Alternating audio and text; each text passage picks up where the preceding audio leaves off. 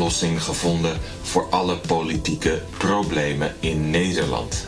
Ik ken een persoon die alles beter weet dan alle andere mensen. En deze persoon moet president van Nederland worden. Wat? We hebben geen president? Lieve studenten, welkom terug bij een nieuwe video. Ik heb net geleerd dat wij geen president hebben, maar een premier die het hoofd van de regering is. Dus ik kan ook geen president worden. Jammer, helaas, politieke pindakaas. Ik blijf dus maar docent. En deze docent praat vandaag over politiek. Wat moet jij weten over politiek in het Nederlands en in Nederland? Een kort overzicht. 10.000 jaar geleden hadden we geen politiek, want iedereen had het druk met jagen, slapen, eten en weer jagen, slapen en eten. 50 jaar voor Christus kwamen de Romeinen naar Nederland en begonnen de Nederlandse politiek. 400 jaar na Christus gingen de Romeinen weg en vochten de Friese en Frankische koningen om het land. 800 jaar na Christus waren de Fransen, het Roomse Rijk en de Habsburgers één voor één de baas in Nederland. In 1581 was daar eindelijk de Republiek der 7 Nederlanden.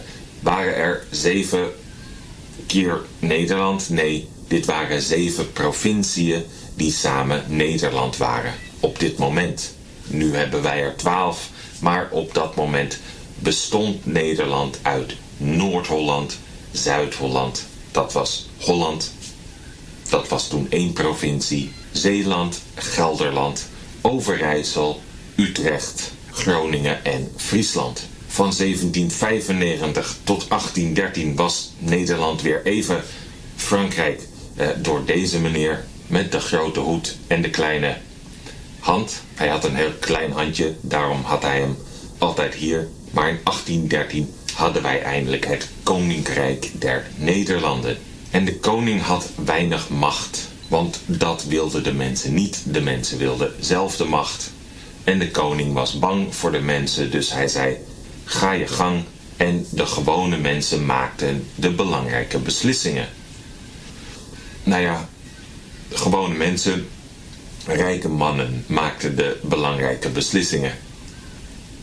Eigenlijk een beetje zoals nu. Eigenlijk exact zoals nu. In 1917 kregen alle mannen kiesrecht, maar ze konden het toch niet goed alleen. Dus in 1919, 2 jaar later, kregen ook alle vrouwen kiesrecht. En het Nederlandse politieke systeem werkt zo. De koning kan eigenlijk niets doen. Hij ondertekent alleen wetten.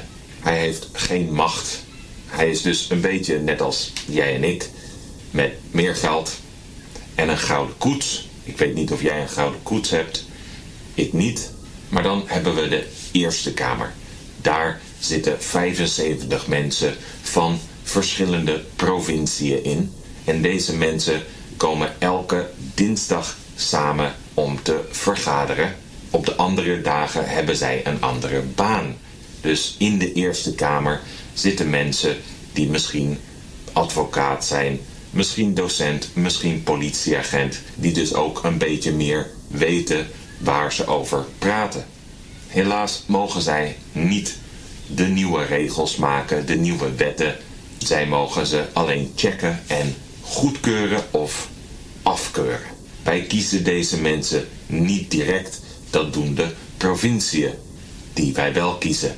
Maar dat komt later. Eerst de Tweede Kamer.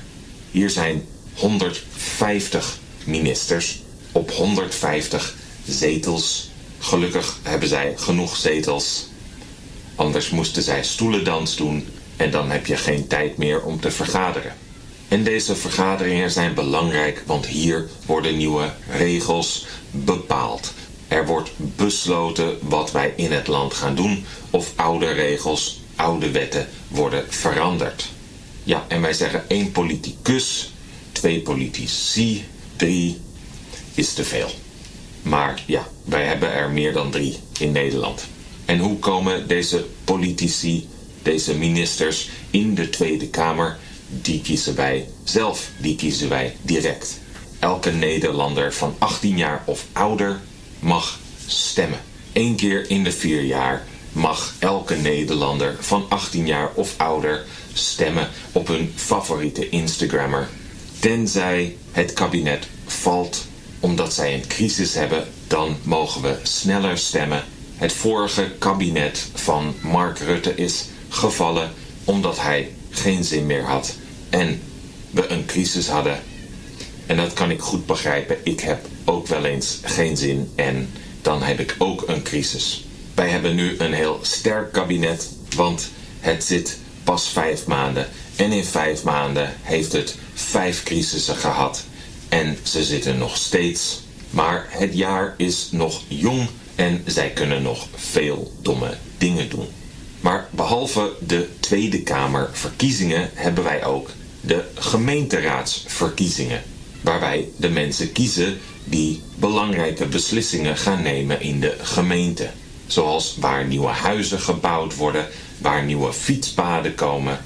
En of de politie jou mag checken omdat zij jouw baard niet leuk vinden en jouw t-shirt niet mooi vinden. Bij de provinciale statenverkiezingen kiezen we de mensen die beslissingen nemen voor de provincie. Zoals waar de provinciale wegen komen waar jij 80 km per uur mag rijden. Hoe het openbaar vervoer wordt geregeld en hoe de natuurgebieden beschermd worden. En dan hebben wij nog de Europese parlementsverkiezingen. Niet elke 4 jaar, maar elke 5 jaar. En dan kiezen wij de Nederlanders die ons vertegenwoordigen. De vertegenwoordigers van Nederland in Europa. En van deze mensen weet niemand wat ze doen. En wanneer mag jij stemmen als jij geen Nederlands paspoort hebt? Als je geen Nederlands paspoort hebt, mag jij toch stemmen bij de gemeenteraadsverkiezingen. Waarom? Omdat jij de dingen in de gemeente ook gebruikt, zoals de bibliotheek, de straat, jouw vuilnis wordt opgehaald als je het op de goede plaats zet. En als jij wilt weten hoe je moet stemmen, heb ik daar een andere video over. Maar wat kun jij nu doen als jij niet tevreden bent met hoe de dingen in jouw gemeente geregeld worden? Ja, natuurlijk, je kunt vervelende berichten via sociale media sturen. Of je kunt bij politici thuis op bezoek gaan. Maar wat jij beter kunt doen, is een brief of een e-mail sturen. Want politici van de gemeente moeten daarop reageren. En als er meer mensen ontevreden zijn, wat jij dan kunt doen, is handtekeningen inzamelen van deze mensen.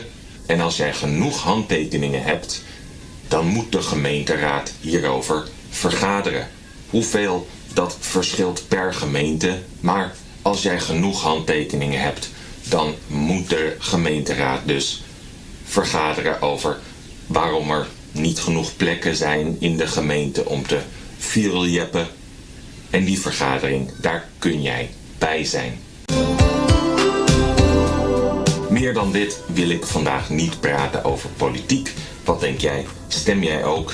Is de Nederlandse politiek precies zoals de politiek in jouw land? Is het heel anders?